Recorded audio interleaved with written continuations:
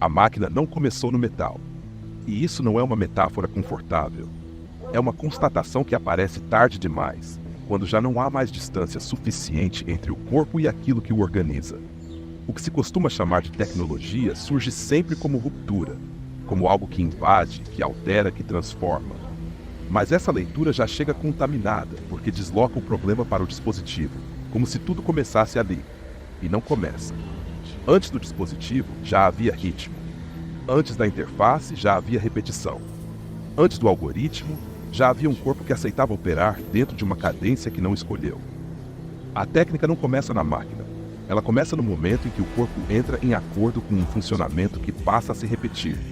E quando esse funcionamento se estabiliza, ele deixa de ser percebido como imposição, passa a ser vivido como normal.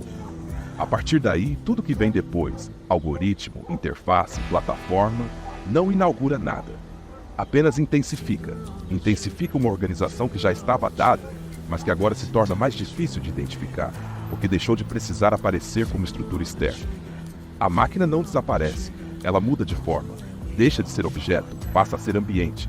E quando se torna ambiente, não há mais contraste suficiente para que seja percebida como limite. O sujeito continua se movendo, respondendo, ajustando, operando, mas já não distingue aquilo que faz daquilo que o faz fazer. O que antes exigia disciplina visível, repetição imposta e controle externo, agora se reorganiza como engajamento voluntário, resposta automática e presença contínua. A forma muda. A máquina não começou no metal. E isso não é uma metáfora confortável. É uma constatação que aparece tarde demais, quando já não há mais distância suficiente entre o corpo e aquilo que o organiza. O que se costuma chamar de tecnologia surge sempre como ruptura, como algo que invade, que altera, que transforma. Mas essa leitura já chega contaminada, porque desloca o problema para o dispositivo, como se tudo começasse ali. E não começa.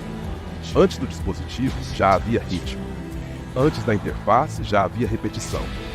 Antes do algoritmo, já havia um corpo que aceitava operar dentro de uma cadência que não escolheu.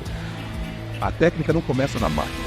Ela começa no momento em que o corpo entra em acordo com um funcionamento que passa a se repetir.